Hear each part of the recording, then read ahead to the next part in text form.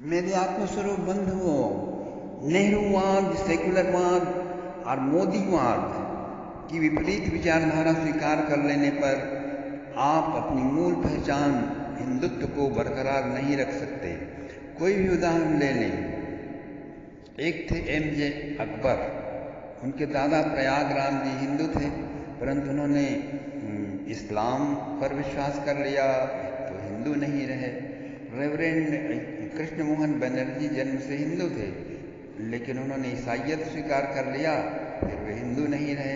Stalin Christian परिवार में पैदा हुए थे, लेकिन उन्होंने मार्क्सवाद स्वीकार कर लिया, तो फिर उन्हें ईसाई नहीं माना जा सकता। उसी प्रकार जिस व्यक्ति ने उस नेहरूवाद, सेकुलरवाद पर विश्वास कर लिया जो हिंदू राष्ट्रीयता के विरोध पर ही आधारित है, उससे शत्रुता या दुश्मनी कर उसे समाप्त करने का उद्देश्य रखता है, उसे हिंदू मानना या अपने राष्ट्र का अंग मानना तर्कसंगत नहीं है, बड़ी भारी मूर्खता है। मूर्खता ही नहीं है, बहुत बड़ा घातक है। यह कोरोना रोग से भी अत्यधिक भयावह रोग है, पागलपन है। वे पागल जो पागल खाने में रहते हैं उससे अधिक घातक आप हो जाते हैं। उलझन शायद इस कारण से हो जाती है कि सेकुलरवादियों ने भी हिंदू राष्ट्र की कुछ परिपाटियाँ, कुछ अर्चन विधियाँ, पूजा पाठ, संतों महात्माओं से मिलना और राजघाट में वहाँ पूजा करना और रिचुअल्स को अपना लिया है। जैसे समाधियों और चित्रों पर फूलमाला चढ़ाते हैं, भावभीनी श्रद्धांजलि अर्पित करते हैं और उनकी तरह कपड़े पहन लेते हैं, कुर्ता पहन लेते हैं, टोपी लगा लेते हैं, दीप प्रज्वलित कर लेते हैं, यदा कदा किसी संत और गंगा आरती में चले जाते हैं, किसी कांग्रेसी छाप महात्मा से मिलने चले जाते हैं, प्रमोद कृष्णन जैसे। इन्हीं चतुराइयों से ये गुमराह करते रहते हैं, हिंदुओं को चुप बनाए रखते हैं गुमराह करके। वस्तुस्थिति यह है कि 1947 में इस देश में जिन लोगों का शासन स्थापित हुआ, उन लोगों ने कुछ हिंदू परिपाटियाँ जो अपना ली, हिंदू परिपाटियाँ तो अपना ली, पर वे पूर्णतः हिंदू विरोध, हिंदू राष्ट्रीयता को नकारने वाले, उसे समाप्त करने वाले बने रहे। अतः उन्हें हिंदू मानना एकदम गलत है। उनकी सत्ता हिंदुओं के लिए स्वराज्य नहीं है, कदापि नहीं है। इस मूर्खता में कदापि न पड़े, इस मूर्खता से बाज आए, इससे उभरें जल्द से जल्द। यदि यह सैद्धांतिक विश्लेषण आपको सही या कन्विंसिंग नहीं लगता तो व्यावहारिक पक्ष ही देखिए। किसी भी स्वतंत्र राष्ट्र की पहचान यह होती है कि उसका अपना नेशन स्टेट हो, उसका अपना राज्य ऐसा हो जो उस राष्ट्र की अस्मिताओं, मान्यताओं, आदर्शों और संस्कृति के अनुरूप राज्य व्यवस्था चलाए, विश्व में उसका प्रतिनिधित्व करे, राष्ट्र की गरिमा बढ़ाए और राष्ट्रीय लोगों का हित साधन करे, राष्ट्रीय संस्कृति का गौरव प्रसारित करे और नई पुरानी पीढ़ियों में राष्ट्रीय स्वाभिमान, राष्ट्रीय गर्व, राष्ट्रीय विरासत के प्रति जागरूकता पैदा करे। ऐसा राज्य जहां उस राष्ट्र के राष्ट्रीयों के अधिकार और सम्मान वहाँ के अल्पसंख्यकों, अराष्ट्रीय और विदेशियों से किसी भी मामले में कम न हो। परंतु 1947 के बाद के भारतवर्ष में हिंदुओं के लिए इनमें से कोई भी आयाम लागू नहीं है। 1947 से लेकर के 2021 तक भारतवर्ष में हिंदुओं के लिए इनमें से बहुत अधिक आयाम लागू नहीं है। दूसरे देशों को छोड़ दें, स्वयं भारत के राज्य ने यानी इंडियन स्टेट ने अभी तक हिंदुओं को एक राष्ट्र के रूप में मान्यता नहीं दी है, क्योंकि भारत की राजसत्ता ने स्वयं इसके लिए पहल नहीं की। दूसरे देशों द्वारा अभी तक हिंदू को एक राष्ट्र मानने का कोई प्रश्न भी नहीं उठा रहा है। दूसरी बात, भारत के संविधान ने व्यावहारिक तौर पर किसी मामलों में हिंदुओं को अल्पसंख्यकों से कम अधिकार दे रखे हैं। संविधान की धारा 30 के तहत अल्पसंख्यकों को अपनी संस्कृति और मर्यादाओं के अनुसार शिक्षण संस्थाएं चलाने का बहुत ही महत्वपूर्ण अधिकार दिया गया है, पर हिंदू इस अधिकार से वंचित है। इस प्रावधान का सीधा तात्पर्य यह है कि हिंदू संस्कृति की अपेक्षा कुछ विदेशी संस्कृतियों के प्रसार के लिए भारत की राजसत्ता अधिक वरदहस्त है। विश्व के किसी भी स्वतंत्र राष्ट्र के संविधान में आप ऐसा प्रावधान नहीं पाएंगे। धारा 25 में विभिन्न समुदाय के अनुयायियों को अपने धर्म का प्रोपगेशन यानी प्रचार करने का जो अधिकार दिया गया है उसका भी व्यावहारिक अर्थ यही है। हिंदू धर्म के अनुयायी किसी भी व्यक्ति को, चाहे वह नाबालिग ही क्यों न, अपने संप्रदाय में मतांतरित करने की छूट विदेशी धर्मों के अनुयायियों को रहेगी। धारा 51A में हिंदू संस्कृति को भारतवर्ष की राष्ट्रीय संस्कृति भी नहीं माना गया, जबकि स्पष्ट कहा गया है भारत की संस्कृति एक मिलीजुली खिचड़ी संस्कृति है। इसका भी निहितार्थ यह है कि हमें इस्लाम को भी अपनी संस्कृति मानना है और औरंगजेब और टीपू सुल्तान जैसे राष्ट्र के घोर शत्रुओं को भी सम्मान की निगाह से देखना है। भारतवर्ष के जिस जिस प्रांत में हिंदू के बजाय किसी दूसरे समुदाय के लोग बहुसंख्यक हैं, उन प्रांतों की सरकारों को विशेषाधिकार दिए गए हैं। और कश्मीर में लागू धारा 370 में जो हालत थी वह आप जानते ही हैं कि यह पूरा अलग थलग हो गया था। यह पूरा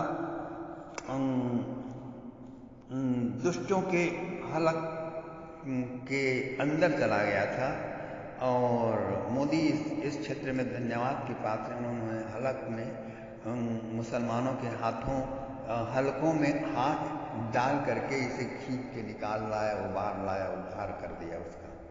ऐसे ही विशेष प्रावधान धारा 370A के तहत नागालैंड और 371G के तहत मिजोरम के लिए लागू हैं, जिनके अनुसार संसद द्वारा बनाए गए कानून इन राज्यों पर अब तक लागू नहीं हो सकते जब तक इनकी अपनी विधायिका, अपनी लेजिस्लेचर उन्हें स्वीकार न कर ले। और जिन विधायिकाओं में अल्पसंख्यकों का बहुमत होगा और जहाँ की राज्य सरकार अल्पसंख्यकों के हाथों में होगी, वहाँ अधिक स्वातंत्र्य उपलब्ध होगा। वहाँ हिंदू बहुमत, जहाँ हिंदू बहुमत में होंगे वहाँ कम।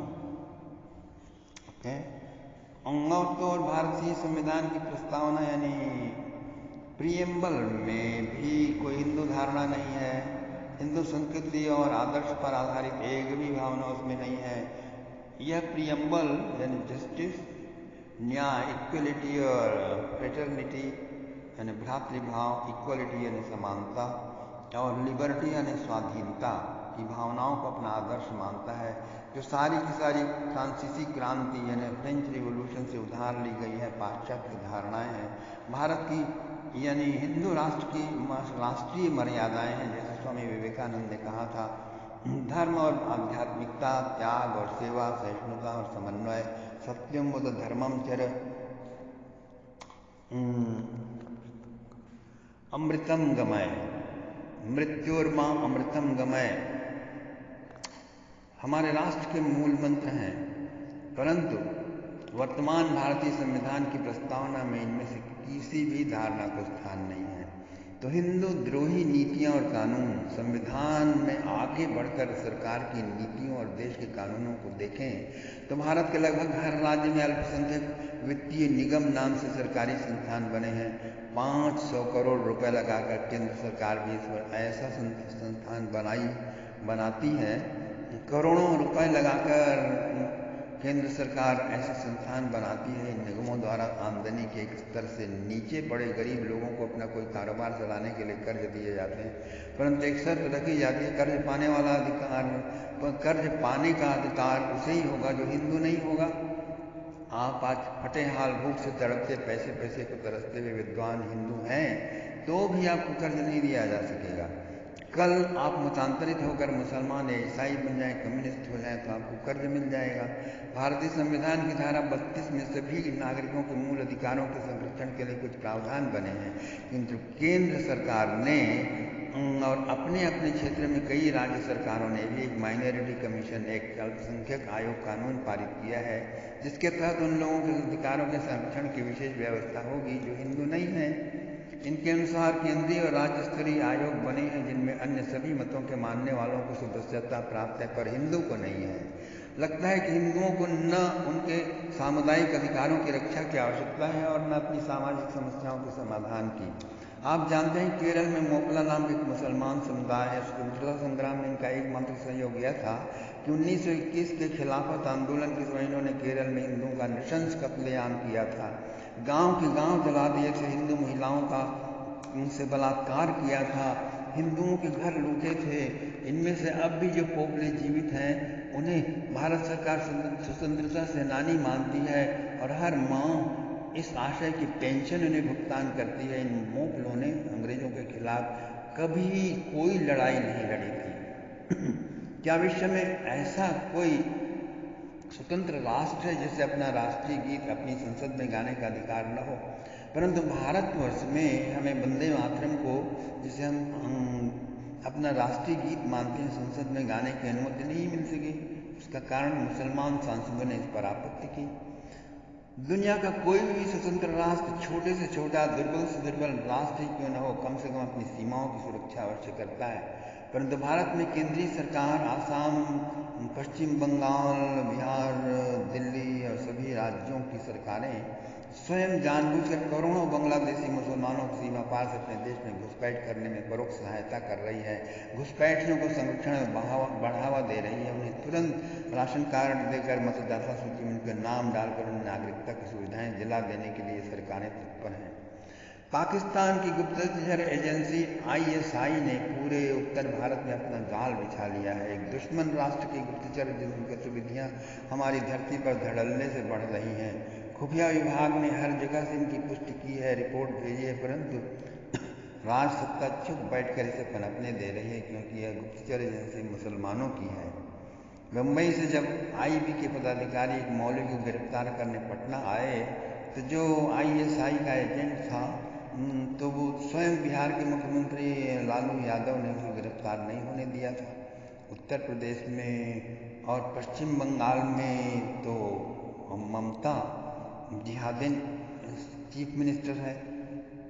मोदी को बहुत पहले चाहिए था कि उसे अरेस्ट करे, जेल में रखे, लेकिन उसने नहीं किया। सेकंड टाइम किसी तरह जीत लेने पर भी वह हिंदुओं का नरसंहार करने में समर्थ हो सकी और मोदी चुपचाप दिल्ली में बैठे बैठे देखते ताकते रहे, तमाशा देखते रहे, सर्कस देखते रहे। उन्हें कोई दुख दर्द नहीं हुआ। तो इस प्रकार से हम हिंदू द्रोहियों के हाथों में देश सौंप कर निश्चिंत बैठे हुए हैं और उन्हें ही बार बार चुनते रहते हैं। पिछले कुछ वर्षों में पंजाब में और जम्मू में कई बार कुछ यात्रियों को बस से खींचकर अलग अलग छांटकर गोलियों से भून दिया गया। शेष यात्रियों को लेकर बस को जाने दिया। आपको याद होना चाहिए कि इस बार इस तरह कुत्ते की भांति मारे जाने वाले ये लोग हिंदू ही थे। हिंदू होने के कारण ही उन्हें यूँ मारा गया। फिर भी आप सोचते हैं कि हम स्वतंत्र हैं। हमारे ही देश के एक प्रांत कश्मीर घाटी के सारे हिंदू कई वर्षों से शरणार्थियों के रूप में तंबुओं में पड़े दर दर ठोकरें खा रहे हैं। मुसलमानों के अमानवीय अत्याचार और खौफ के चलते उन्हें अपना घर द्वार, जमीन जायदाद सब छोड़कर पूर्वजों की धरती से भागने को विवश होना पड़ा। बाद में मुसलमानों ने उनके घर भी जला दिए, लूट लिए, अपना बना लिया। उस समय से लेकर देश में कई प्रधानमंत्री हो चुके। अब मोदी जी आए तो उन्होंने कुछ सुधार करने का प्रयास किया, लेकिन मूल सुधार तो तब होगा जब मुसलमान की जनसंख्या कम होगी और हिंदू की जनसंख्या अधिक होगी। लेकिन ऐसा करने की न तो उनका साहस है और न उनमें इतनी हिम्मत है और न शक्ति है, न इतनी ऊर्जा है, न इतना उनके पास धन दौलत है। तो उस समय से लेकर देश में कई प्रधानमंत्री हो गए और कश्मीर अभी तक नर्क ही बना पड़ा है।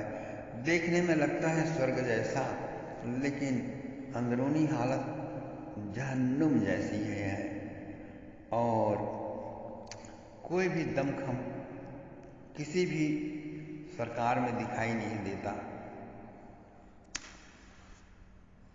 यही स्थिति अरुणाचल प्रदेश में बसे हुए 50,000 चकमा यानी बौद्ध शरणार्थियों की है।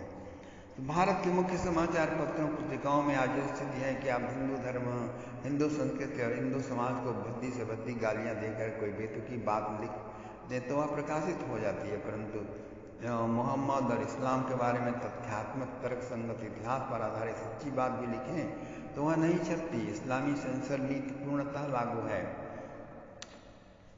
जो फेसबुक है, अमेरिका का प्रसिद्ध फेसबुक, यूट्यूब, ये मुसलमान और ईसाई संबंधित तथ्यात्मक तर्कसंगत इतिहास पर आधारित सच्ची बात भी लिखें तो वे उसे डिलीट कर देते हैं। वे ऑब्जेक्शन करते हैं कि यह हमारे नियमों और निर्धारित विधान के अनुरूप नहीं है या विरुद्ध है। कुछ भी इल्ज़ाम लगा देते हैं और मजबूर करते हैं कि उसे डिलीट करें। तो इस्लामी सेंसर नीति, क्रिश्चियन सेंसर नीति पूर्णतः लागू है। अभी तक हमारे देश की और कोई यह पहल नहीं करता कि हम भारतीय फेसबुक स्टार्ट करें। अभी तक हमारे देश की राजधानी में औरंगजेब, सिकंदर लोदी और फिरोज तुगलक आदि ऐसे लोगों के नाम पर सड़कें हैं जिन लोगों ने हमारे राष्ट्र और सभ्यता और संस्कृति पर कहर ढाए हैं। इसके विनाश के लिए प्रयत्न करते रहे। ये बर्बर शासक इस राष्ट्र के सबसे बड़े शत्रु हैं, प्रचंड शत्रु हैं, जानी दुश्मन हैं, जिनके नाम से ही हमें घृणा होनी चाहिए, पर हमारी राज सत्ता उन्हें सम्मान देती है क्योंकि यह सत्ता विदेशी सत्ता है, हिंदू सत्ता बिल्कुल नहीं है। राष्ट्रीय स्वयंसेवक संघ के मद्रास कार्यालय में मुसलमानों ने भीषण बम विस्फोट किया जिससे कार्यालय ध्वस्त हो गया और अनेक व्यक्ति मारे गए। परंतु तत्कालीन गृह मंत्री राजेश पायलट ने कहा कि मामला ऐसा नहीं है कि सीबीआई को जांच करने के लिए कहा जाए, कारण राष्ट्रीय स्वयंसेवक संघ एक हिंदू संस्था है और वह भी इतने वर्षों तक हिंदू संस्था रही। लेकिन अब सुदर्शन के प्रदूषण के बाद उससे भी बड़ा प्रदूषण मोहन भागवत और इंद्रेश मिलकर कर रहे हैं और राष्ट्रीय स्वयंसेवक संघ भी विश्वसनीय नहीं रहा। हमारे देश के न्यायालयों के वारंट तक वैसे व्यक्तियों पर लागू नहीं होते जो खुलकर हिंदू विरोधी रवैया अपनाते हैं, जैसे कि दिल्ली के जामा मस्जिद का इमाम अल्पसंख्यकों को राष्ट्र विरोधी कार्य करने के लिए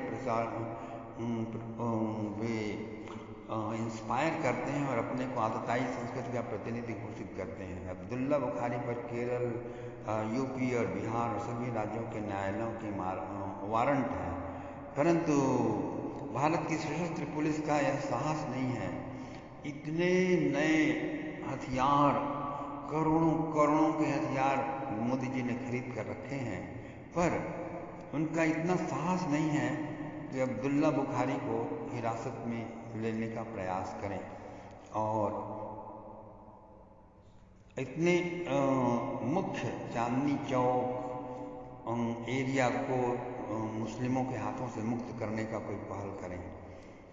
दूसरी ओर कोई भी हिंदू संत, चाहे वो शंकराचार्य हों, स्वामी स्वरूपानंद ही क्यों न हो या कांचीपुरी के शंकराचार्य क्यों न हो, कभी भी अरेस्ट हो सकते हैं।